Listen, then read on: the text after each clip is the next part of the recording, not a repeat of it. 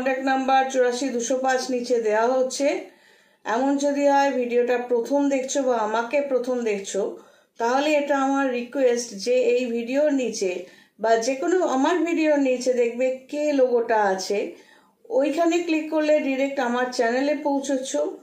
সেখানে গিয়ে পরপর সিস্টেম্যাটিক্যালি দেখতে গেলে তোমাকে ওইখানে ভিডিও অপশনটার ওপরে ক্লিক করতে হবে, বা ওখানেও কে লোগোটা পাবে সেখানে 2-1বার ক্লিক করে দেখতে হবে। তাহলে ফার্স্ট হলো আমার চ্যানেলে পৌঁছলে, সেকেন্ড হলো সিস্টেম্যাটিক্যালি দেখতে পাবে, মানে লাস্ট আপডেটেড ভিডিওটা একদম উপরে, আর যত স্ক্রল করে নিচে যাবে আমার পুরনো ভিডিওগুলো দেখতে পাবে।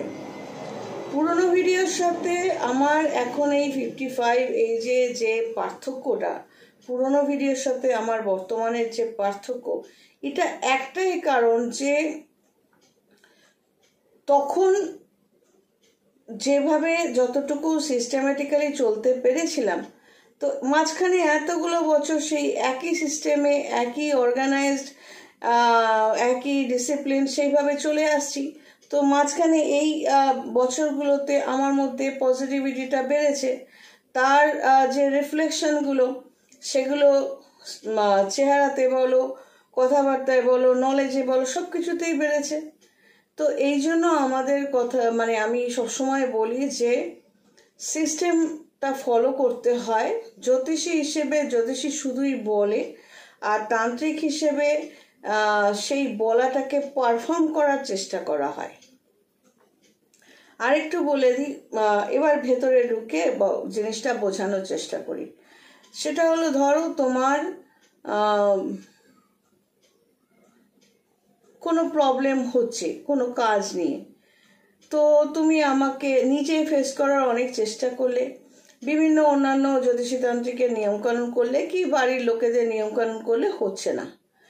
তো দেখতে হবে নর্মালি কি হয়, যখন কোনো কাজ আটকে যায় বা হতে চায় না, বা সেই কাজটা করতে গেলে ভীষণভাবে সমস্যা তৈরি হয়, অথবা সেই কাজটা করতে গেলে অনেক খরচ হয়ে যায়। আরেকটু ডিটেলসে যাচ্ছি। ধরো যে কোনো একটা কাজ তুমি যখন করতে যাচ্ছ, তখন এই ক্ষতি হচ্ছে, ওই ক্ষতি হচ্ছে, কিছুতেই সেই কাজটা তুমি করে উঠতে পারছো না। মানে কোথাও একটা শত্রুতা যেন কেউ যেন তোমার সাথে করছে। তখন ওই ঘটনাটা তুমি যদি আমাকে বলো যে আমার এই কাজটা করতে গেলে এক্স্যাক্টলি এই সমস্যাগুলো হচ্ছে, জ্যোতিষী হিসেবে আমার কাজ হবে তখন স্পেশালি তোমার 6th, 8th and 12 হাউস, 6 নম্বর ঘর লগ্ন রাশি সাপেক্ষে, বা 8ম ঘর বা দ্বাদশ ঘরটাকে ফার্স্ট চেক করা। যদি সেই কাজটা করতে গিয়ে তোমার যে সমস্যাগুলো হচ্ছে, তোমার মনে হচ্ছে যে ভীষণভাবে কেউ তোমার ক্ষতি করছে, তোমার কিছুতেই ওই কাজটা হচ্ছে না, তুমি সাকসেস পাচ্ছ না, অর্থাৎ 6ষ্ঠ ঘরের কানেকশনটা ডেফিনেটলি থাকবে। যখন 8ম ঘরের কানেকশনটা থাকে, তখন কি হয়, ওই কাজটা করতে গেলে তোমার মৃত্যুসম যন্ত্রণা হতে পারে। কিরকম, ধরো কোনো একটা ফাইল নিয়ে তুমি ছুটছো সেই কাজের জন্য, রাস্তাতে একটা ষাঁড় এসে গুতিয়ে দিয়ে গেল, বা একটা গাড়ি ধাক্কা মারলো, আর বাকি আর বললাম না। মানে ওই কাজটা নিয়ে এগোতে গেলেই এইরকম কোনো না কোনো সমস্যা হচ্ছে। আর যদি এমন হয় যে তুমি ওই কাজটা নিয়ে যখনই এগোতে যাচ্ছ,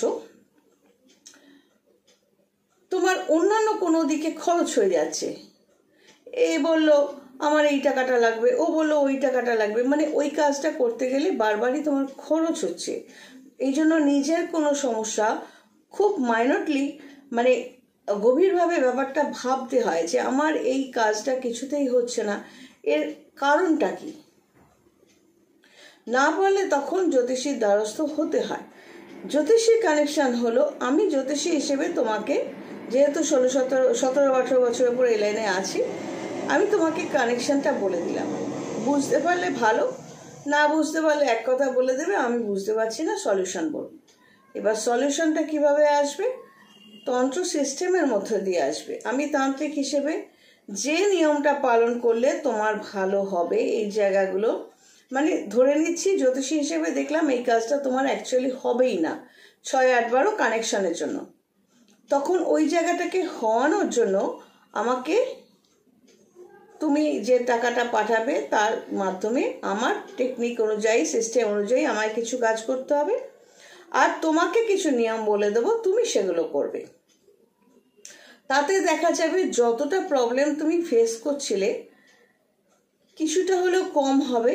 আর ভাগ্য ভালো থাকলে, ট্রানজিট মানে গোচর ফল মানে সেই সময় গ্রহ নক্ষত্রের প্রভাবটা ভালো থাকলে তুমি দেখা গেল সেই কাজটা করেও ফেললে, সফলতাটা পেয়েও গেলে।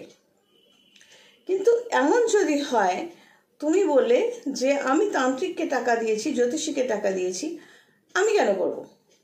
মানে ব্যাপারটা হচ্ছে সামনে আগ্নেয়গিরির সামনে দাঁড়িয়ে রয়েছো, আগুন ওপর থেকে পড়ছে, যেটাকে অগ্নুৎপাত বলে, আগুন পড়ছে, তুমি বলছো আমি কেন নড়বো, আমি তো জ্যোতিষী তান্ত্রিককে টাকা দিয়েছি, ব্যাটারানি গাত কিছু করছে না। সামনে বাস আসছে, ব্রেক ফেল করেছে, তুমি বলবে আমি তো জ্যোতিষী তান্ত্রিককে দেখিয়েছি, আমি কেন নড়বো, বাসটা ব্রেক ফেল করেছে তো কি হয়েছে, ও সরে যাবে, আমার সাথে সমস্যা কেন হচ্ছে? ভাই তোমার 6-8-12 কানেকশন থাকলে স্পট ডেড হওয়ার কানেকশনটাও আছে, কোনো না কোনো জ্যোতিষী তোমায় বলে দেবে যে সামনে ফাঁড়া আছে। এবার তুমি যদি মনে করে বসো যে না জ্যোতিষী তান্ত্রিককে টাকা দিয়েছি তাই আমার রিটার্ন টিকিট যেটা কাটা আছে সেটা হবে না, আর সেখানে বলার কিছু নেই।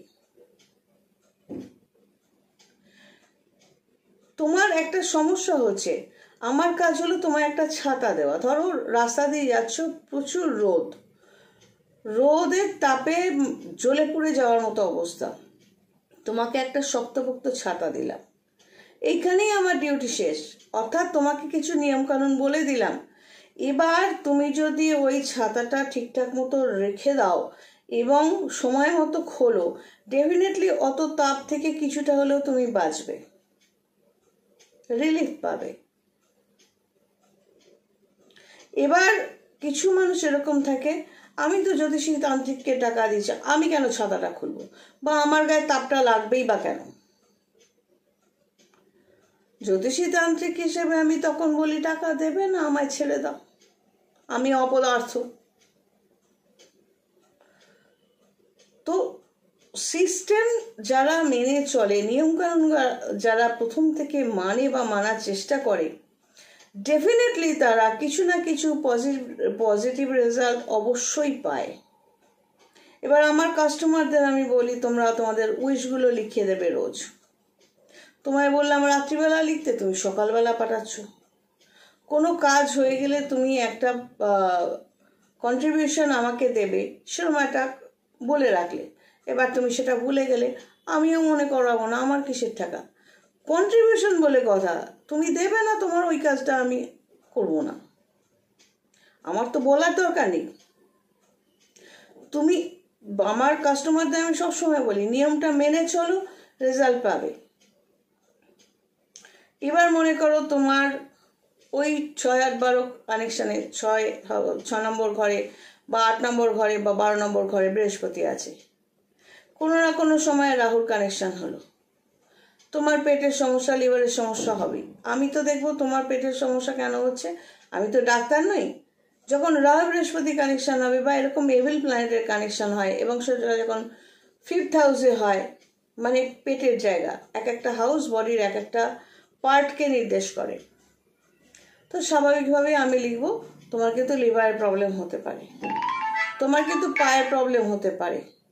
যখন দেখবো 12th হাউস কানেক্টেড, এবার সেই সময়টায় তোমার কোনো পায়ের প্রবলেম নেই, হলো গিয়ে প্রায় 7-8 বছর পর, তো আমি তখন বলা আছে, কবে বলা আছে তোমার পায়ের প্রবলেম হতে পারে।